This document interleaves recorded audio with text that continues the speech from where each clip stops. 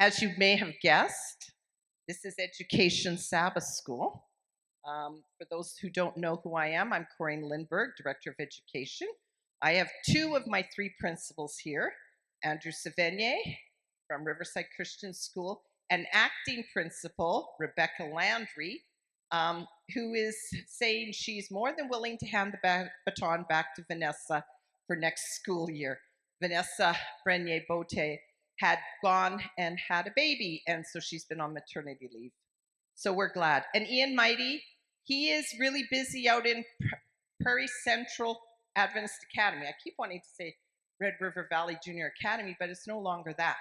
So he is gone right now. He is out there in Winnipeg trying to get everything settled for this new school year because we are running out of room. Two of our schools are running out of room, and that's a good thing to have. And I'm really happy about that. But I'll tell you more about what's happening at Prairie Central Adventist Academy. I just want to show you what's been happening in about the last 2 years in our schools, and then I'm going to talk to the principals. So, where do I, oh, there we go. Curtis Horn. This is the grade K-2 classroom. Debbie Ashworth has been helping Rebecca, oh, I'm sorry. And they have a really fun class. I enjoy visiting there. They did something very special during the COVID. You couldn't go anywhere, no field trips. So they had an art gallery in their own gymnasium, and they went visiting in their gymnasium. How creative. Here is Amisha Daya Flores, who filled in for Vanessa while she was on maternity leave. And this is her classroom. This was their Bible class. And she taught the Bible class, and then she handed out clay, and they had to sculpt one of the characters from the story. Here's some more pictures of the art gallery. And Becky, I don't know what this was. Is this a special high tea or something they had? Oh, so this was after the museum. They were then able to go and have quote unquote tea and stuff at this cafe in the gymnasium.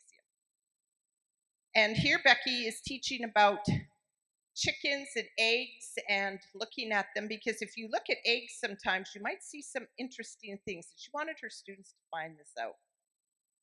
I don't know if we wanted to say hatched, but they grew butterflies from cocoons and then they released them, and these were two of them.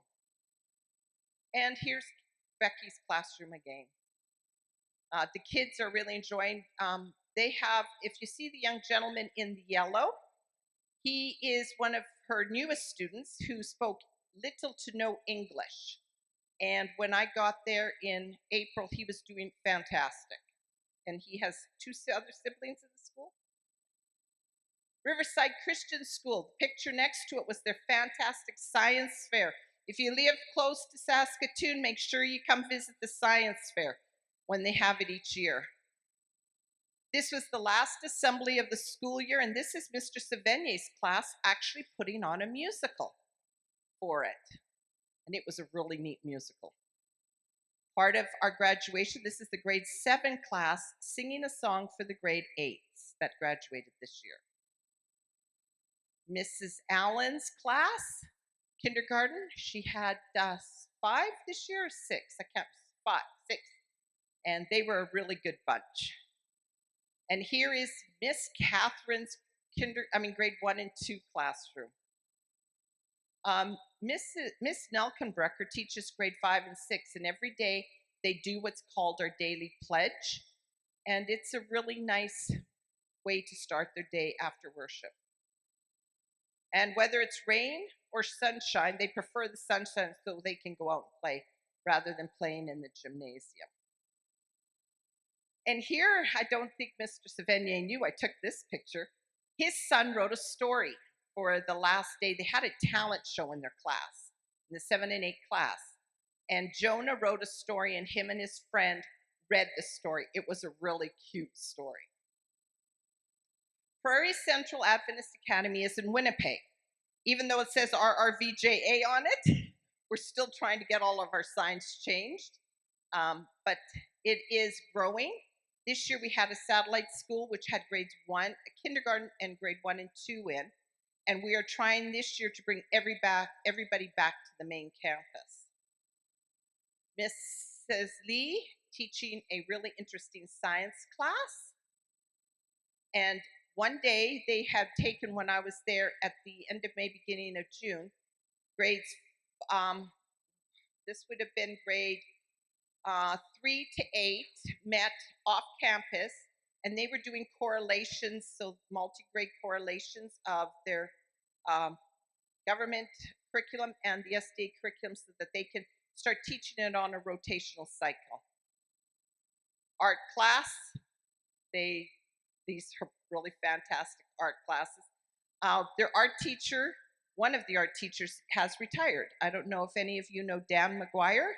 He has chosen to retire. We don't know why, because as Lana Landry retired last year, Karen Landry retired last year, and the only one who hasn't come back into the classroom is Brenda Thompson, but the others have all made it back into the classroom somehow. So we don't retire them, we just retread them. So the first day I was at PCAA, everything was going fine until lunchtime. Lunchtime came.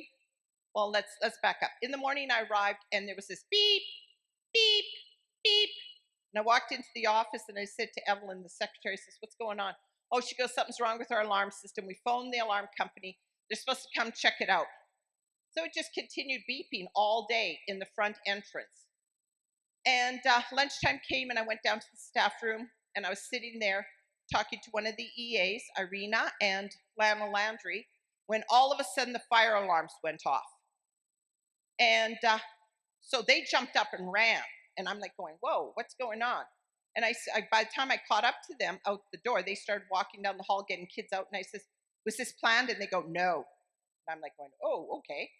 So then I got in and we continued on. And there was a young gentleman who graduated this year from grade 12 there.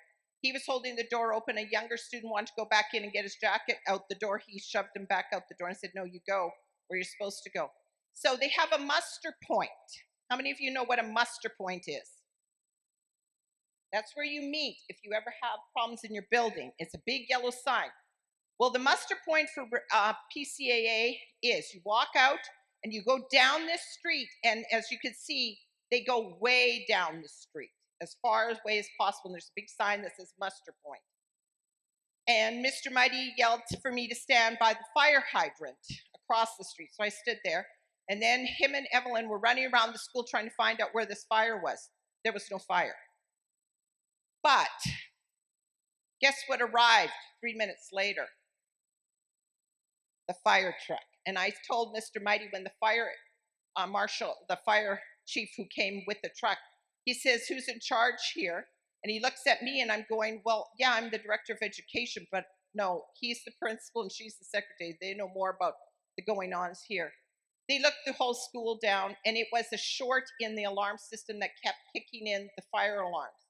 So they went through, checked everything, then had to put big stickers on that unless it was announced that there was an actual fire, you could continue on classes. And I looked at Ian and at Evelyn, and I said, "You don't need to make my first day back visiting your school after 2 years so exciting. I didn't need this welcome." But, you know, it was good. We got the kids in just as the torrential downpour rain started again. They have done something really creative. Riverside Christian School, until this coming school year, has had a wellness coach who has talked with the children about their mental health and other things. Well, in Winnipeg, they have had mental health days for the children, and this was one of their mental health days, doing exercises and getting them out of the classroom and helping them, just talking and visiting. They also do a service. So they made cards during the pandemic, and they went and delivered them to all the neighbors in their surrounding area. And they also made gifts to send to the children's hospital there. They made flyers and put them in mailboxes again. And yeah, they really enjoyed doing that. So if you are interested in sending your child to any of our schools that are in existence right now, There is the contact information, or you can call me and I can get you in contact with those people. So, Becky, I'm going to put you on the spot right now. Andrew, you might as well come up here too. I want you guys to each just kind of tell us what's been happening at your school for the past 2 years. And we'll start with you, Becky. Just give us a lowdown of what you've been doing, what's new, what's upcoming, and anything fantastic and exciting. Okay, well, what have we been doing for the past couple years? Basically, what we've done every other year. School, teaching. We've had to put into place various extra cleaning protocols, etc., because of COVID. That was sometimes challenging, but we've managed. When all the schools closed in Saskatchewan in the spring of 2020, obviously we did that as well. But then since the fall of 2020, when we went back to classes after that big shutdown, our school did not have to close uh, in its entirety or even close single classrooms. We were really blessed to have very low COVID numbers, so we didn't have to shut down at all. It was great. What have we done? You mentioned our museum. Yes, we were allowed this spring to finally go on field trips again. And that was super fantastic for the kids. We stuffed as many field trips as we could into these spring months because we couldn't before. We went to a rock and gem show. We went to a museum. The older grades went to the Parliament buildings there in Regina and had a tour. Um, yeah, we've had an awesome spring. We had a field day where we did high jump, triple jump, long jump, all the jumps, and some running and other track and field sports events. So yeah, we've been having a great time. Upcoming, we are looking forward to our new school year, which is going to start hopefully mask free for the first time in 2 years. And yeah, we're really pleased about that. We're also looking forward this fall to host an internship for the University of Regina. One of their teachers who is finishing her degree is going to do her internship, or in other words, practicum, at our school. So that's exciting for us, and that's our very own teacher's aide, Debbie Ashworth. So we're excited about that. Yeah, it's going to be great. So I don't know if there's anything. I'm going to pass it on to Andrew. Good morning. Well, I can only talk for the last year. I started off COVID teaching in a little school um, in North Vancouver Island in Port Hardy. I was in BC for 3 years. Um, and so when I came here, there's a little bit difference, in the COVID protocol. So I had to quickly learn our province, what they were expecting. Um, and just refresh myself with the curriculum. I used to teach in Regina before I went to BC, so I was familiar with Saskatchewan curriculum. Um, but so this last year, we started off with we ended the year with 53 students. We had 5 teachers. Everton's wife was our wellness coach, and Mrs. Landry, Karen, has been my number one sub, so I've used her quite a lot. Um, so she's part of our staff, um, unofficially. And then, so we were blessed a little bit with the pandemic that we didn't have too much COVID in our schools, but we did have a couple times where we had to shut down a single grade class, grade 1 and 2 classroom. We ended up going online twice, um, once by themselves, and then as a whole school, we went online for a week because it was affecting more than 2 classrooms. So the students ended up having it go through their classrooms first, and then in the last since May long weekend, us teachers all seem to kind of go through all our teaching staff. So it's a very fun beginning, a very fun ending with COVID. But we have been blessed. We have we've done some sports days at the end of the year. We had a really cool thing. If you see in the education building tonight, we might open it up again tonight. There has been it's called a buddy system. A grade 7-8 teacher partnered with the lower grades, and actually they started off with the lower grades, but then came to throughout all our schools, all our classrooms, and just did one-on-one activities to get to know everybody else. And she did a fantastic job. It was they did reading sometimes. They would do an activity. They would get outside. Like I said, there are some pictures with the grade 1 and K-2 classroom inside there.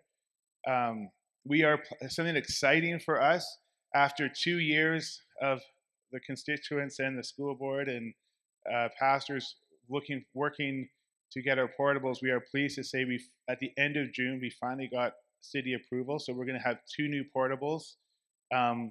Hopefully, we wanted to have it by September 1st, but they're still transitioning. We bought them from Mamaway School, and so they are going to be arriving. So right after camp meeting, we are going to be very busy getting our school renovated in a short order. So that is exciting. We're looking at 48 students for next year. We're still, if you know of a grade 7-8 teacher, upper grade teacher, you can let Corrine know because we're still looking for upper grade teacher at the moment. Other than that, it's been a very, very, very good year. You know, God has blessed us. We're trying to hopefully this next year, we want to get out more into our community, do more outreach, have a bit more of a normal school year where we can do field trips, visit our Care Center, Sunnyside. One thing we did have this year is that Parkview Adventist Academy came just before May long weekend. They had 26 people come down, 26 teens for a week, and they worked in the community as well as inside our school. That was our big thing. So we got a few extra projects completed, and it was nice to partner with them. So that's a bit of a snapshot. Thank you. You guys can be seated. I'm going to kind of give you an upload as what's happening at PCAA. During the pandemic, we graduated our first grade 12 class. So that's the first time in the history of ManSask that we've had a K-12 school. And that is something special. So last year we graduated 6 during the pandemic virtually. And that was a feat in itself, but it did work out, and we were very pleased with it. This year we graduated another 5. So in the past 2 years, we've graduated 11 students. This year's graduating class, one is going to Berman to be a pastor. One is going to become a pharmacist. One is going to be an architect. And the other 2 are going to be going to the local university, but they're just taking fine arts at this time, haven't made their final decisions. But it's a blessing to see how the school has grown. That being said, as those that live in Winnipeg, the pastors, we don't have room. This year, the grade 7 and 8 class alone will have 33 students in it. That is a big class. And so in the past 2 years, we've had satellite schools.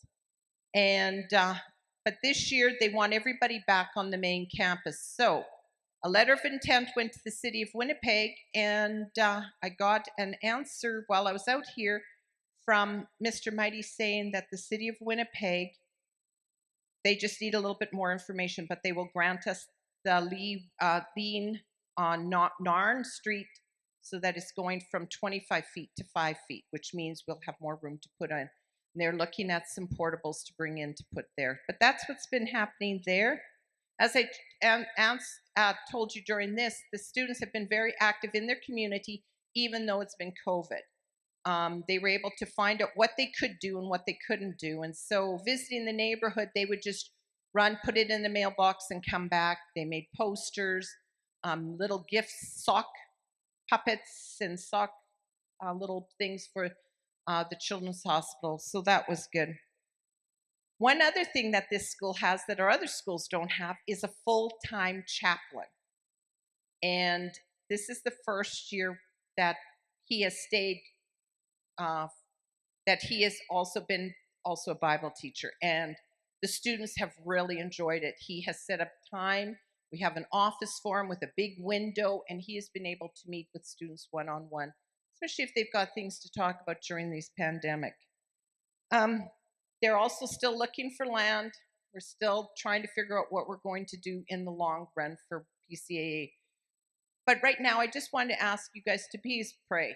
I mean, all our schools are growing, and I'd like to see more schools grow.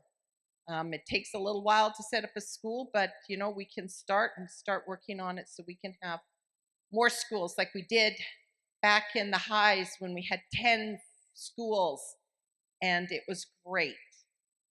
But at this time, we are going to have our Sabbath school lesson taught by a former superintendent of education from Quebec Conference, and our own pastor, Emile Maxey from Silver Heights Church here in Winnipeg. And we're thankful you're with us and willing to do this. And you have till 10:25. So just about a half an hour. Thank you, Elder Maxey. Thank you so much, Sister Corinne. Happy Sabbath, church. When Corinne asked me to do the Sabbath school, I, of course, did not even have to think twice. And I said yes. And I said yes because, I want to be helpful. So if somebody asks me to do something, it's because they are in need. So I said yes. But the real reason why I said yes to Corinne is,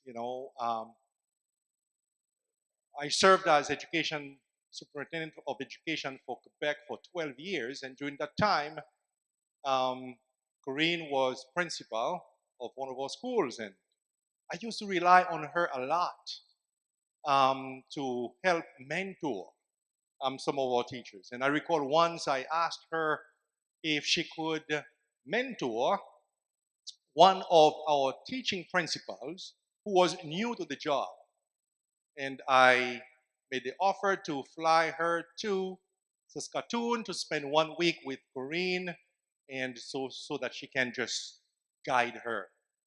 And she did not even think twice. She said, yes, of course. And I'm always indebted to you, Corinne, for that. I really appreciate it. I thank God for Seventh-day Adventist Christian education. And I serve as the pastor of the Silver Heights Seventh-day Adventist Church in Winnipeg, and by virtue of my position as a pastor, I'm a member of the school board, PCAA. And my principal, Ian Mighty, and the school board members, and some of you are here, there is one thing that I never want to miss. And if I were to miss a school board meeting, it is because I'm sick. I would even reschedule a board meeting in order to ensure that I am very much present in the life of the school and its development. On that basis, if you are part of a school board, wherever you are, I am going to ask you to pay undivided attention to our schools, because this is where ministry begins at the school. So we are going to spend a little time doing the lesson review, and I'm going to rely on you to help, because your participation is needed. In the crucible with Christ, we are already at lesson 3, the bird cage. Now, let me begin by saying, as you are listening to me now, chances are you are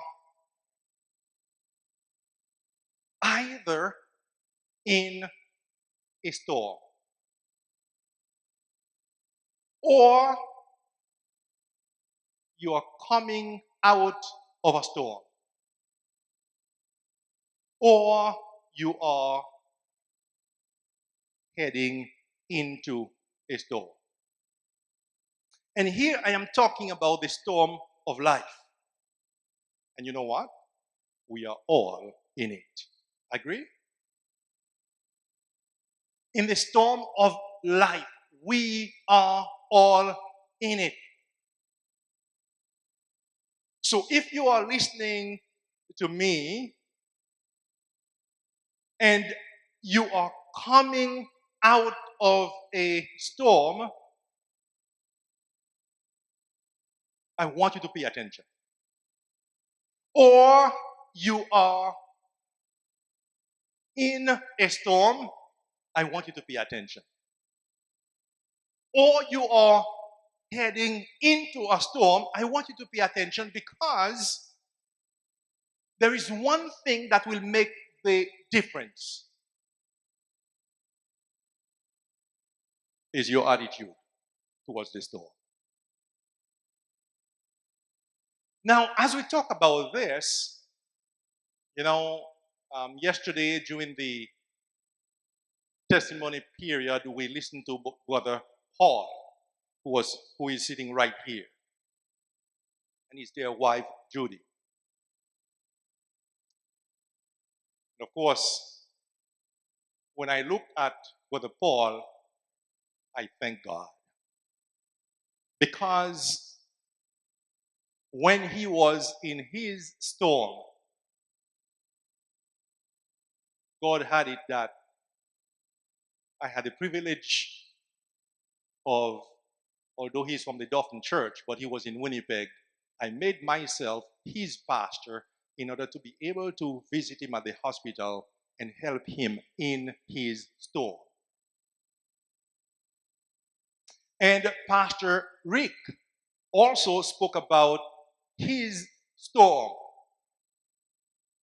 which he just came out of. So one thing that is very important is that while we may not like the storm in which we are in, but one thing that I would like to remind you of is the fact that your best song will be written as a result of your storm. Your best testimony will come out of your storm. Your best sermon will be written and preached as a result of your storm. So therefore, do not neglect the storm that you're in. Annabelle, good to see you. Good to see you. Annabelle, for those who don't know, is the wife of Pastor Chris, whom we just lost. So I want you to pay attention to your storm. Why? Because we are in this life of storm together. Therefore, do not and never neglect the storm of your life, because there can never be a testimony without a test. Are we together on that? In other words, if you did not pass the test, you cannot have a testimony, because the reason of your testimony is to strengthen the faith of somebody. So I had the privilege of having Brother Paul Croft at my church a few weeks ago at the Silver Heights Seventh-day Adventist Church, because our church, the Silver Heights Church, we prayed for Brother Paul when he was paralyzed from his neck down. And there were days when I visited Brother Paul, because he could not talk then, I had to read his lips. And I recall vividly that when he was paralyzed from his neck down, and one thing I recall, Brother Paul, if you allow me, when I asked him, Brother Paul, I am going to pray for you. What is it that you want God to do for you? That's right. You see what he did? He said, Pastor, I want God to bring back mobility in my hands. And that's what we prayed for. And guess what? Brother Paul, wave your hand right now. This is a living proof that God answered our prayers. Amen? So do not neglect the crucibles that you are going through. Now, as we look at the crucibles, guess what? When we are thinking of the storm of life, when we think of the crucibles of life, one group of people that we can think of is would be the children of Israel. The children of Israel. So after spending over 400 years in slavery, God remembered the promise that he had made to Abraham. And finally, God was true to his promise. And God brought them out of Egypt. Where did God bring them when he led them out of Egypt? The first place you recall was right before the Red Sea. You recall that one? The Red Sea. God led them there. But as we talk about that, as they were in front, or the Red Sea was in front of them, guess what was behind them? Can you say it aloud? The Egyptians. The same people that God released them from, the same country that God freed them from. So now the Egyptians, they were after them. So now think very carefully. Before them was the Red Sea, behind them was the Egyptians, and what was on either side? The mountain. Mountain. What did they do at that time? They cried, right? They cried to Moses. Now, and I want you to actually think of what they were saying when they cried to Moses. Do you think it was, "Oh Lord, thank you so much for having brought us here"? Was it? What was it? Why? That's right. Why? And I want to actually remind you that most of the times when we are faced with our own trials, quite often the first question that comes to our mind is the same thing that came to their mind. Why? So now as we look at this, let me ask you the question, and you are going to be free to answer me. Why did God bring the Israelites to a place where God, knew they would be terrified?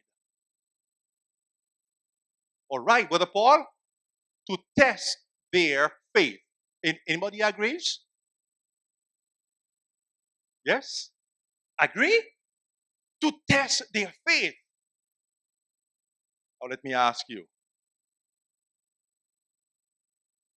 Do you think God tests your faith sometimes? Right? Now, I want you to personalize this. I don't want you to just think of something that is in the distant past, something that talks about another nation. I want you to personalize that. Test your faith. Why? Because we all are in the storm of life. And again, I'm going to repeat it. If you're listening to me, it is you are either coming out of a storm, or you are in a storm, or you are heading into a storm.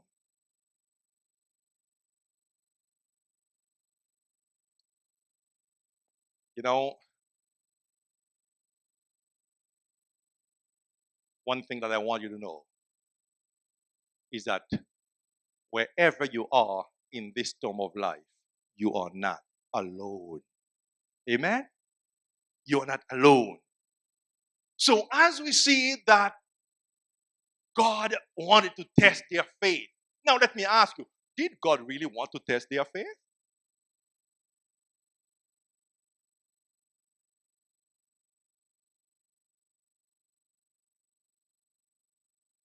they should have been faithful, all right?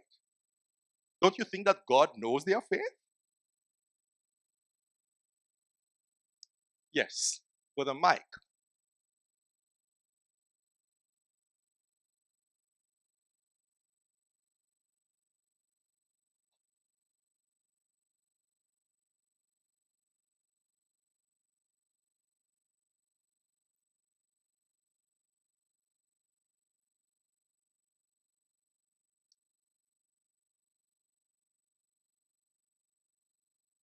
All right. I think we might need a roving mic somewhere here. Good. Thank you so much. Now I really appreciate your comment. So I want you not just to think of the children of Israel each time you are thinking of their experience, put yourself there. So now let us move. Now, as God led them from, of course, you know the story when they cried out to Moses. What did Moses do? He cried to who? He cried to God. And what did God do? What is it that you have in your hand? Right? So now, as God, by his power, parted the Red Sea and they went through, where, second thing, where did God lead them after they left the Red Sea, after they passed through the Red Sea? He led them to camp at Rephidim. And of course, you understand by this time they were in the desert. What is lacking in the desert? That's right. So, desert, you don't have water there. But God led them in the desert and through the desert and led them through Rephidim. And there is no water. But guess what? As soon as they camped at Rephidim and they experienced thirst and they cried out to Moses, they completely forgot the miracle that God just did, right? A few days earlier, right? And now instead of trusting God, what did they do? They rebelled, right? They murmured, grumbled. How often have we done that? How often have we done that? So we fail to forget the many things that God has done for us in the past. We fail to forget how God led us in the past. So there they cried to Moses. And of course, the third thing from there we got that God led them to a place called what? Mara. Now, as they got to Mara, now they did not have water, and God led them to water. But the only difference here is that at Mara, there was water, but the water was bitter. And you know, they forgot completely what God did in the past to help them understand that the same God who did what he did in the past is the same God who will do what he needs to do for you now.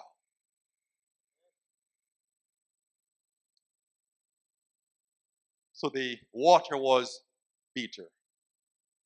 But yet, guess what happens? The God who is the God that he is,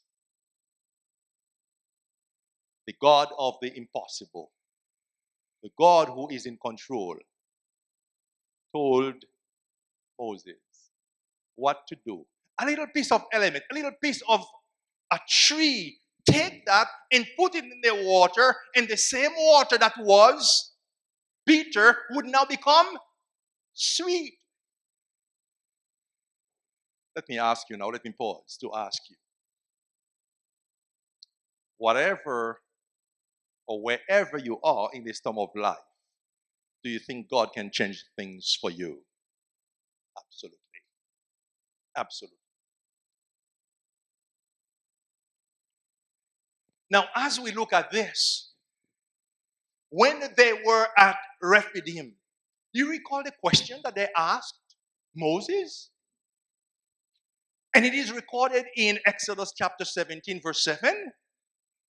Is the Lord God among us or not? And quite often, when we are going through our own crucibles, and when we feel that it is too much, and when we feel that too much is far too much, guess what? We ask God, where are you? Let me tell you, friends, as we ask ourselves the question, God, where are you? Let me be the first to answer, God is still sitting at the same place where he was when his son Jesus Christ was being crucified. He has not changed his place. So he is still on his throne and he still directs the affairs of this world. So therefore, in the midst of your crucibles, God is right there with you. But guess what? Not only is he there with you, he wants you to learn something from your crucibles. You know, allow me to quickly say, just quickly, in a few months from now, I'll be publishing my very first book, and it is on emotional health. And one of the things that I emphasize this, although it is for the wider public, I make mention of in my book is that whatever happens to us in life, there is something we can learn from it. Don't you think so? Whatever happens in life, there is something we can learn from it. And what we have learned from it will serve as an encouragement to others. Why? Because when you are in your storm and you come out of your storm, you are in a better position to help somebody who is in their storm. So, Brother Paul, allow me again to use you. Now, Brother Paul was a blessing to me in as much as the 8 months or 7 or 8 months he spent at the Health Sciences Hospital in Winnipeg. I was his pastor. I prayed for him, and we as a church, we had a 40 days of prayer, and we prayed for healing. And today, Brother Paul is able to walk. Guess what? He has a testimony. He came to my church to preach. Guess what? We all were blessed. But let me tell you, and I said to Brother Paul, the way you blessed my church, I could never bless my church that way. The sermon that you delivered at the Silver Heights Seventh-day Adventist Church, I could never have delivered that. Why? Because I have not been there. Are you with me, church? I have not been there. So therefore, there is somebody who is in that storm. It takes somebody who just came out of that storm to pull him or her out of it. So Brother Paul has a sermon. Many of us cannot preach because he is the sermon itself. So do not neglect your storm. Now guess what happens? The trials that you are going through, they were not meant to break you. They were meant to make you. Right? And I'm going to say that again. And that is just a little piece of what I have written in one of the chapters of my book, right? Although it's on emotional health. So the trials that you have gone through, they were not meant to break you, but rather to what? Make you. And as a result of that, and I hope you will get the chance to talk with Brother Paul, and you are going to realize that he's going to be able to inject something in you that I, as a pastor for 30 years, I have not been able to, neither will I ever be able to inject in you. Why? Because he came out of his own storm. And because of his faith in God, that gives him a testimony. And that testimony can be a blessing to you. And guess who went through his own crucible? Christ. Right? Now, quite often, to be honest with you, June 1 gone made it 30, that's 30 years since I am a pastor. And I'll tell you this, just like you, when the crucibles hit me, quite often I ask the same question, God, why? Why me? But one person that I can always look up to help me understand that if he, Christ, could have gone through his own crucibles, why can't I? Why shouldn't I? After all, he is God. And when you think of what he went through in the desert, which we talk about the great controversy in the desert. Now, you know what? He spent how many days in the desert? That's right, 40 days. What did he do there? He was praying and what? Fasting. In the 40 days, did he eat? No. He was fasting. He did not eat. So therefore, guess what happens? The devil knew that after 40 days on an empty stomach, the only thing that you really want is what? Food. Guess what the devil used to tempt our Lord? Food. If you're indeed God, use what? Command the stones to turn into what? Into bread. So let me say here, my friends, the devil will tempt us at our lowest what? Point. The devil will test us at our lowest point. So therefore, when you are going through your crucibles, you have got to be very much aware of your own what? Weakness. Because that's exactly what he is going to use. But we see that God was with Christ in his own crucible. So he was able to rebuke the devil with what?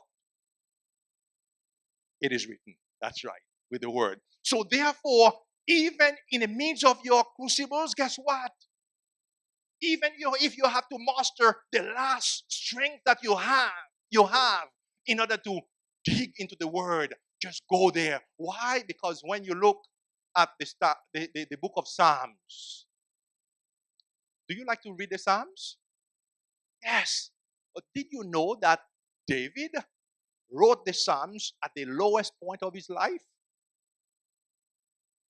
And quite often in mental health, we refer to even David as he was going through his own moment of depression.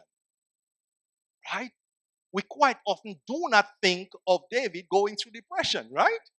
But when you read the Psalms, you will understand that David was going through his own moment of depression. And that is why he wrote the Psalms, which today end up strengthening us. That is why I said at the very beginning, your best sermon will be written and will be preached as a result of your crucibles. If you are a songwriter, your best song will be written as a result of your crucible. When you take the church hymnal, for instance, all the songs that are now used to inspire us, they were written as a result of somebody going through a crucible, somebody going through trial, and in the midst of it, they mustered the courage to write. And today we sing them and they uplift us. So do not neglect your crucibles. And if you are a writer, your best book will be written as a result of your crucible. So therefore, to close,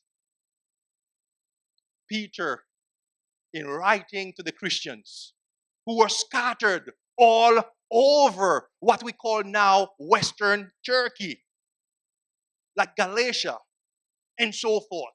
So he wrote to them because they were going through persecution at that time. And he said some very powerful words. 1 Peter chapter 1 verse 6. In this you greatly rejoice. What? In this you greatly rejoice. How can you rejoice in your trial? How? But you know, if I were to ask you that question, you would say, well, Pastor Maxi, no, it's impossible. But I want you to know that when you have Christ in your life and you are going through your crucible, you will find that your faith and your attitude in the midst of your crucible will make the difference. So even in your trials, you're going to find the courage to what? Smile. Why? Because you know that God is still at work in your life and in my life. Therefore, Peter wrote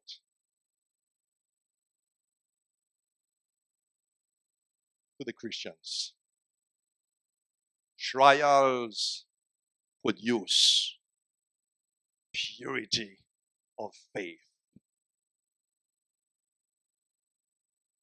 There are some people, when they preach, it doesn't matter how good you are, you cannot preach their sermon because their sermon comes as a result of an experience. And that experience came as a result of a trial. So we are all in this together. What is it? The storm of life.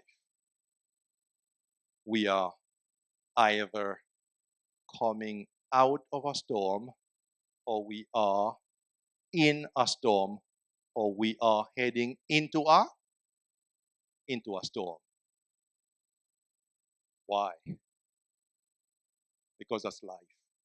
But one thing we can be rest assured of is the fact that Christ himself went through this for us, so that through him, you and I can be more than conquerors. And as a result of that, you and I, we know that the day will come when Christ will put an end to pain and suffering. And even death itself will be buried up. And you and I, we are going to be with him forever and ever. May God bless you.